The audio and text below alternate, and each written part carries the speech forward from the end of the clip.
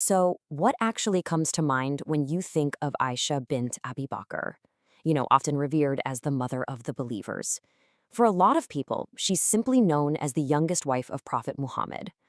But honestly, if that is where our understanding stops, we are completely missing out on one of the most intellectually towering and politically complex figures in human history. Scholar Dr. Sophia Rahman asks a really powerful question about this. She asks, have any of us cared to learn about the life and legacy of the woman who has been reduced by many to the age at which she married the Prophet Muhammad? It hits the nail on the head, doesn't it?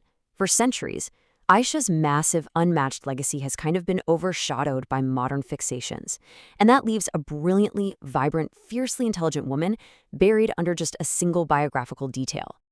Well, welcome to today's Explainer. I am absolutely thrilled to dive into this one with you, because we're going to look right past the surface and uncover the sheer historical weight of Aisha bint Abi Bakr. We're going to explore her unmatched intellect, her profound role in shaping Islamic law, and her incredibly lasting legacy. Here is our roadmap for today. First, beyond the youngest wife. Second, the intellectual partner. Third, master of the Hadith. Fourth, the first civil war. And finally, an enduring educational legacy. Okay, let's jump right into Section 1, Beyond the Youngest Wife. Now, pinning down exact historical facts from the 7th century is kind of like putting together a giant puzzle. On one hand, Hadith narrations self-report Aisha's age at marriage as 6 and consummation at 9. But on the flip side, many modern scholars calculate her age to be closer to 15 or 19. So why the big discrepancy? Well, in that era, exact birth dates and strict calendar tracking just weren't really a thing. But regardless of the exact number, marrying near the onset of puberty was an accepted social norm of that specific time and culture, rather than some universal moral baseline.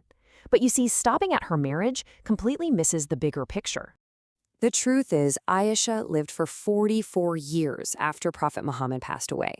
That is 4.5 decades. And during that massive span of time, she was definitely not quietly sitting in the shadows. She was actively leading, educating the community, shaping gender roles, and preserving the very foundation of the Islamic faith. Moving right along to Section 2, the intellectual partner. Their dynamic was incredibly special. Sunni tradition places her as his most beloved wife after his first wife, Khadija. But we have to understand this wasn't just a romance. It was a relationship built on deep intellectual equality. Traditions show they bathed in the same water, they playfully raced each other, and profoundly, she was the only wife with whom Muhammad received divine revelations. She was highly inquisitive, deeply confident, and completely unawed by him. And this next story brilliantly illustrates exactly what I mean. When the Prophet received a revelation permitting him to enter into marriages disallowed to other men, Aisha didn't just passively nod and accept it. She fired back with incredible wit, saying, "It seems to me your Lord hastens to satisfy your desire." It is such a stunning historical anecdote that really showcases her agency, her sharp tongue, and the remarkably egalitarian dynamic they shared. All right, let's look at Section 3, Master of the Hadith.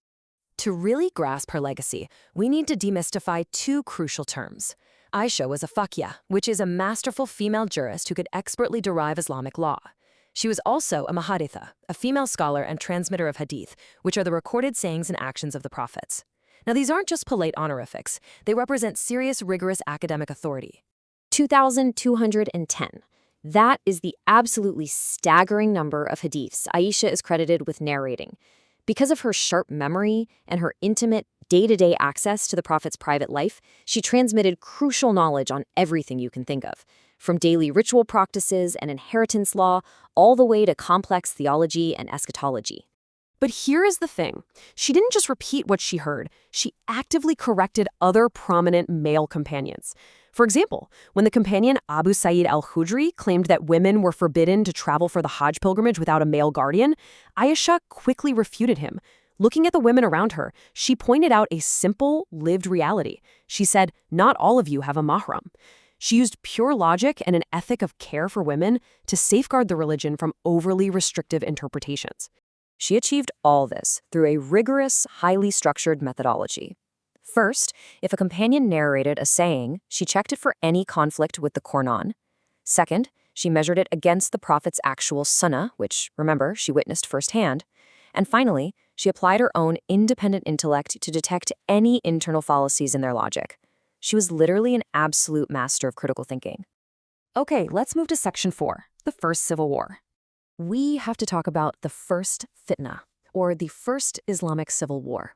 In 656 CE, the third caliph, Uthman, was tragically assassinated. Ali then became caliph, but Aisha, demanding immediate justice for Uthman's killers, mobilized an army alongside other companions. This rapid escalation culminated in December 656 at the Battle of the Camel in Basra. And it's named that because Aisha quite literally commanded her troops from a howdah right on the back of her camel. Now, this battle permanently fractured the Muslim community, and perspectives on Aisha's role are deeply, deeply divided.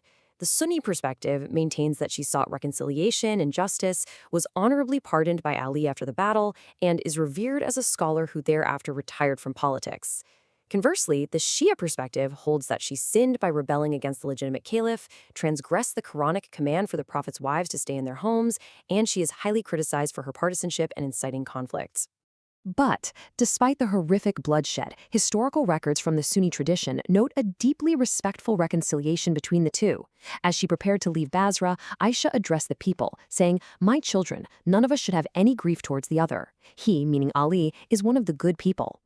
Ali, in turn, arranged for her safe military escort back to Medina, treating her with the utmost respect as the mother of the believers. And that brings us to Section 5, an enduring educational legacy. After the trauma of the Civil War, Aisha stepped back and retired from public politics. But her influence? Oh, it was far from over. She turned her home in Medina into an informal school. You see, because there were no formalized universities at the time, her home became a critical center of learning. And because of this, she is widely considered the ideal Islamic woman scholar, acting as a vital bridge between the Prophet's time and the generations that followed. And get this, she didn't just teach religious texts. Her mastery spanned fiqh and hadith, yes, for sure, but also medicine, poetry, Arab history, ancestry, and even the incredibly complex mathematics required for inheritance law. She was a true polymath, proving that her intellect essentially knew no bounds. Today, Aisha's legacy is so incredibly empowering. Her methodology of using logic, compassion, and contextual lived realities to derive rulings continues to heavily influence modern Islamic law. For Muslim women today, Aisha stands as the ultimate proof that women are not only capable, but fully entitled to authenticate knowledge, hold intellectual authority, and take true ownership of their religion. Her own student, Urwa ibn al-Zubair, summed up her brilliance perfectly when he said, "I have not seen anyone more knowledgeable in matters of fiqh, medicine, and poetry than Aisha." Coming from one of the era's absolute leading scholars, this is a definitive testament to a woman who fundamentally shaped a global faith. So we've seen today that Aisha was infinitely more than just a young bride. She was a master scholar, a commander, and a fiercely independent thinker. Which brings us to our final thought. If a woman as profoundly influential as Aisha bint Abi Bakr can have her immense legacy reduced or misunderstood by history, what other hidden female voices from our past are just waiting to be uncovered? Keep questioning, keep learning, and thank you so much for joining me on this explainer.